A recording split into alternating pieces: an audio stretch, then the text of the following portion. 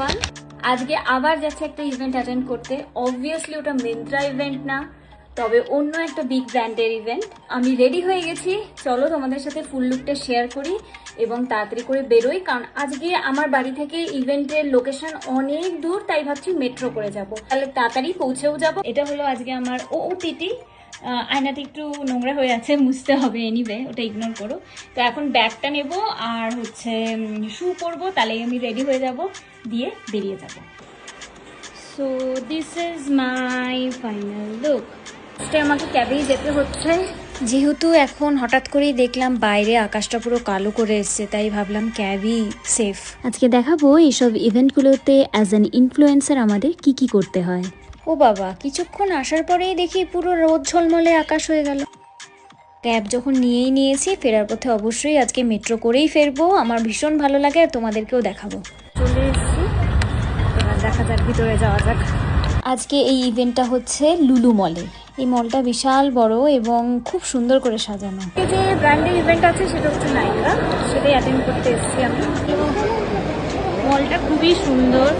এই যে এবার ঠিক জায়গায় চলে এসেছি, দেখা যাচ্ছে নাইকা বিউটি বার লেখা, আর ভিতরে খুব সুন্দর করে ওরা একটা স্টেজ করেছে, পাশে একটা ছোট্ট কাউন্টার করেছে, সেখানে সব ট্রেন্ডিং যেগুলো কসমেটিক্স, স্কিন কেয়ার, এভরিথিং ওরা রেখেছে, যাতে সবাই ট্রাই করে দেখতে পারে, রিলস বানাতে পারে, ভিডিও বানাতে পারে। তো আমি ফাঁকতালে এসে অল্প একটু শ্যুট করে নিচ্ছি।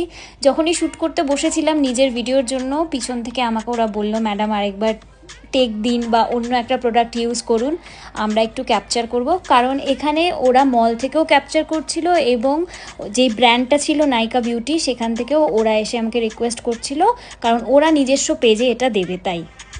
আফটার দ্যাট আমি চলে গেছিলাম নাইকা বিউটি বার এই ব্যানারটার সামনে দাঁড়িয়ে একটা ছোট্ট ভিডিও ক্লিপ নেওয়ার জন্য। শ্যুট করতে করতে আবার আমার ডাক পড়লো ওদের তরফ থেকে, কারণ ওরা একটা ছোট্ট বুমেরাং নেবে এই জন্য। এই সমস্ত প্রফেশনাল ইভেন্টে অলওয়েজ ওরা প্রেফার করে ডিএসএলআর-এ শ্যুট করার। ইনি হলেন ব্যাঙ্গালোরের একজন ওয়েল নোন মেকআপ আর্টিস্ট। উনি এখানে একটা লাইভ মেকআপ সেশন করে দেখাচ্ছেন এবং আমাদের টিপস অ্যান্ড ট্রিক্স দিচ্ছেন যে কীভাবে ন্যাশনাল বা ইন্টারন্যাশনাল মেকআপ প্রোডাক্টস দিয়ে ফ্ললেস মেকআপ করা যায়। ইভেন্টটা শেষ হলো, এখন যাচ্ছি নাইকা লাক্সে গুডি ব্যাগ কালেক্ট করতে।